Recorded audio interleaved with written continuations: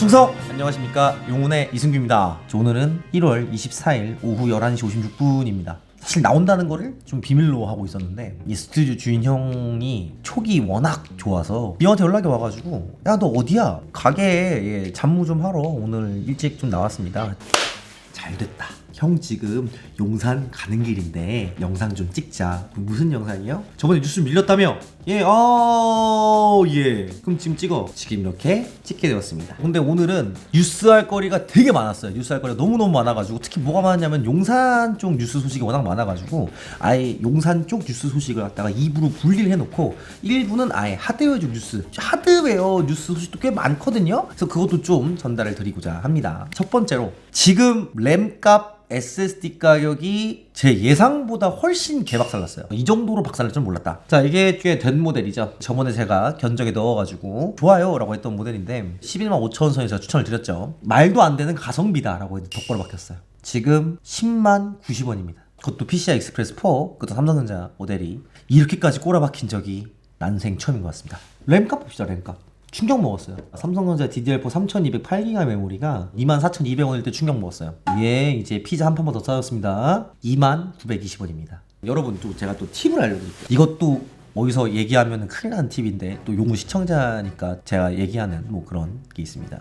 Q10이라는 레노버 P12를 국내에 싸게 들어 팔았었던 걸로 굉장히 유명해졌던 중국의 커머셜 업체, 온라인 커머셜 업체가 티몬을 인수하면서 어떤 정책을 펼치고 있냐면, 티몬이 100만원어치의 딜러 물건을 팔아줘요. 그러면 딜러한테는 108만원을 준답니다. 더 많은 가중치의 페이백을 주고 있단 말이죠. 그래서 티몬만 보면은 가격이 지금 굉장히 쌉니다.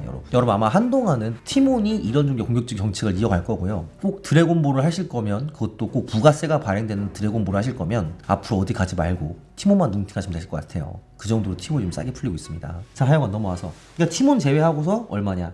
21,320원. 근데 너무 이렇게 싼 거 찾으면은 아마 이렇게 삼성램 같은 경우에는 유통기한 6개월 잡고 AS 기간 1년 잡아가지고 총 1년 6개월간 AS가 되는데, 주차에 따라서 주차가 너무 늦은 제품이 올 수 있다는 것만 좀 주의해 주시면 감사하겠습니다. 하여간 이렇게 SSD 값과 램 값이 꼬라 박히고 있다. 이걸 보면은 또 명약 관화한 거죠. 지금 PC 수요가 안드로메다로 가고 있다. 예, PC 수는 없는 수준이다. 없다. PC 시장은 지금 대위기다. 지금 아마 PC 유통하는 업체들은 상당히 살맛이 나지 않을 겁니다. 어차피 소비자들은 안 좋을 게 전혀 없는 얘기죠. 그래서 지금 그래픽 카드가 억제기 역할을 하고 있죠. 컴퓨터 업계들은 다 엔비디아가 굉장히 싫을 거예요. 얘만 아니었어도 PC 업계가 이 정도 불황은 아닐 것인데 얘 때문에 지금 안 팔린다. 사실 주 판매 품목은 그래픽 카드가 들어가지 않은 본체란 말이에요. 그것들의 수요가 죽었으니까 이것들이 죽어간 겁니다. 사실은 크게 상관이 없는 얘기인데도 불구하고 그래픽 카드 가격이 비싸다 보니까 덩달아서 욕하게 되는 뭐 그런 종류의 명예로운 죽음 맞이하고 있다, 이렇게 하시면 되실 것 같습니다. 최근에 알리익스프레스에서 네탁 NV7000이라는 SSD가 있었어요. 2테라 SSD가 89달러로 해가지고 미친듯이 쌌던 적이 있었어요. 그게 바로 네탁입니다. 네탁 SSD인데, 이 네탁 SSD들이 뭐가 문제였냐면은 가끔 이렇게 발화가 생긴다는 거죠. 몇 년 유저들이 이렇게 네탁 SSD가 타버렸다는 증언을 하고 있어요. 이게 도대체 왜 탔을까? 쇼트 관련돼 가지고 여러 가지 문제가 좀 있다는 거예요. 바로 이쪽 뒤집었을 때 이 부분에 방열판이 있는데, 이 부분이 이제 쇼트를 일으키는 원인이라는 거예요. 방열판이 메탈 재질인데 제대로 접지가 안 됐든 좀 밀렸든 간에 소켓에 들어가가지고 이렇게 NVMe 단자는 약간 허공에 이격이 되어 있고, 이 부분에 이렇게 스탠드 오프를 달아주게 되어 있는데 없는 것도 있습니다. 이 부분이 누락이 돼가지고 불이 났다더라, 혹은 이쪽에 이제 방열판이 왔다 갔다 해서 쇼트가 났다더라, 이런 문제가 있는데, 확실한 거는 다른 SSD에서는 나오지가 않는 문제 같아요. SSD가 불났다는 걸 갖다 본 적이 없어요, 저는. 즉, 왜 하필이면 내탁만 이렇게 문제가 생기냐는 거예요. 그런 면에서 볼 때 역시 뭐다? 함부로 알리산을 사면 안 된다고 하면, 이제 또 저 이 쉐끼 또 용팔이 쉐끼 또 또 용산에서 컴퓨터 사라고 또 하고 막 직구하면 욕하고, 그런 거 아닙니다. 여러분, 안전하게 쓰세요. 뭘 하시든 간에. 해외에서 무슨 제품이 유행하게 되면요, 이 선발대가 사서 무슨 문제가 있었는지 피드백을 받으시고 그 다음에 구매를 하시면 더 좋다, 이런 말씀 드리고 싶습니다. 좋아요와 구독 뿌잉. 지금 컴퓨터 사기 좋은 시기인 것 같아요. 더 직설적으로 볼게요. 지금 디아블로 4용 PC를 구매하기가 적절한 타이밍 같습니까? 디아블로 4 PC에 대한 문의를 오늘만 3건 들었습니다. 나오기 전에는 사양도 알 수가 없을 뿐더러 지금은 3060 Ti와 4070 Ti 간에 중간 단계에 있는 그래픽카드가 아무것도 없고 맞득치도 않아요. 근데 지금 이 시기에 디아블로 4를 대비하는 PC를 산다? 혹은 이건 디아블로 4를 대비할 수 있는 PC입니다! 라고 판매하는 뭐 그런 게 있다? 전자는 조금 재고를 해보셔야 되고 후자는 사기꾼이에요. 디아블로 4가 엔드, 그러니까 알파 테스트를 했다는 거죠. 엔드 알파 테스트를 했는데, 그래서 그래픽카드가 1070, CPU는 라이젠 2500 이상의 i5 9500, 램은 8GB 이상, 즉 굉장히 낮은 종류의 사양으로 지금 권장 사양이 떴어요. 그리고 이제 그것도 봤어요. 디아블로 4 알파 테스트 실제. 야, 사양 높아 보여? 이게 4070 Ti로 플레이를 하거나 뭐 3060으로 플레이해야 될 것 같아? 그렇지도 않아요. 제 개인적 감상입니다. 솔직히 말하자면 뭐 더 몸이 많이 나오면 바뀔 수도 있겠지. 좀 화려한 거. 화려의 본이 제가 볼 때는 로스트 아크보다 조금 더 부드러운 정도밖에 안 되거든요. 제가 볼 때. 근데 이게 그렇게 고상이 필요해 보여? 아니라고 봐요. 블리자드 게임들은 원래 좀 저사양으로 많이 나오기도 했어요.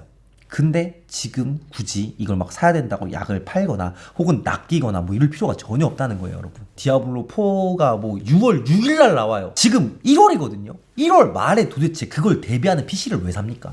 진짜 궁금해서 물어보는 겁니다. 절대 지금 이 시기에 디아블로 4에 대해서 나온 정보도 불확실하거니와 나 유출 영상을 보면 고사양을 요구하지도 않을 뿐더러 살 필요가 없는 소비를 굳이 할 필요가 없어요, 여러분. 만약에 내가 디아블로 4용으로 컴퓨터를 샀어. 그럼 6월 6일까지 컴퓨터 뭐 할 건데 고사 지낼 거야? 컴퓨터라는 건 말이죠. 사놓으면은 가격이 내려가요. 같은 성능이면 가격이 내려갈 수밖에 없는 게 PC예요. 왜 사? 디아블로 4용 PC는 디아블로 4 나온 다음 사세요, 여러분. 진짜 부탁드립니다, 제가 진짜. 현행 AMD 서버용 프로세서와 차기 인텔의 서버용 프로세서를 갖다가 간단하게 같은 연장선상에 놓고 분석을 한번 해볼 거예요. AMD EPIC 9654라는 CPU가 나왔습니다. 스레드리퍼 5995WX를 갖다가 정확하게 1.3배 이기는 게 나왔어요. 124,119점 나옵니다. 왜 그럴까요? 단일 CPU에 코어가 총 96개 구성이거든요. 칩렛 구조가 이래서 살벌한 겁니다. 칩렛 구조가 뭐예요, 결국에는? 16코어씩 되어 있는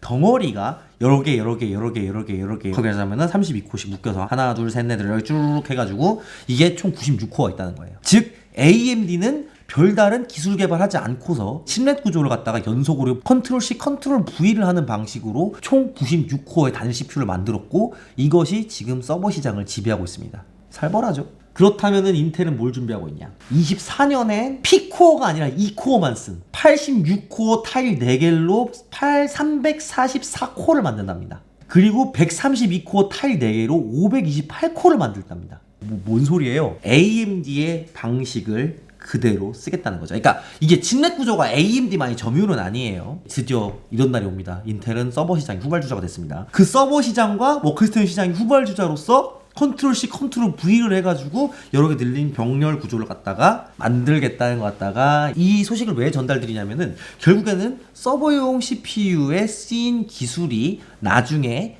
일반 데스크탑에 해금이 되는 방식으로 일반 데스크탑에 쓰이거든요. 제가 볼 때는 한 지금 이제 데스크탑 시장에서는 반대로 인텔이 AMD를 좀 따돌리고 있는 형국이죠. 그래서 AMD에서는 칩렛을 또 하나 풀어가지고 AM5 차기 버전 8000번대라든가 9000번대에서는 슬슬 32코어를 풀지 않을까 그런 기대를 하고요. 또 32코어를 푸는 동시에 인텔은 또 많이 쫓기는 형국이 되겠죠. 뭐 그런 예상을 좀 해봅니다. 그래서 서버용 시장에서 여전히 AMD는 많은 격차를 이용하고 있고 인텔도 그걸 따라잡기 위해서 AMD의 유사한 방식을 쓰고 있다. 그리고 이것은 데스크탑 시장에 많은 코어 해금으로 이어질 거다 라는 건데 그 데스크탑에 32코어까지 가면은 그게 효율성이 있을까도 모르겠어요. 너무 많은 코어는 그걸 쓸 수 있는 애플리케이션이 많이 없어요. 지금 그나마 많이 발전해가지고 이 정도까지 왔는데 그 또 32코어 해금되면 또 얼마나 또 다른 결과가 나오겠어요. 예, 또 해서 그런 것들이 걱정이 된다. 뭐 차기 CPU 어떻게 될지 모르겠다. 확실한 건 서버용은 야 24년에 지금 저런 걸 한다고 하는 거 보니까 또 치열하게 싸우는 것 같긴 한데 인텔이 그렇게 잘 싸울 것 같진 않다. 이런 얘기를 드리고 싶습니다. 좋아요. 그래서 오늘 뉴스가 총 4개였어요. 4개. 예, 하드웨어 뉴스는 여기까지고요. 바로 이어서 전 촬영을 할 텐데 영상은 조금 순차적으로 올라갈 수도 있다는 점 알아주시면 감사하겠습니다. 저는 조금 있다가 용산 뉴스로 뵙도록 하겠습니다. 감사합니다. 충성!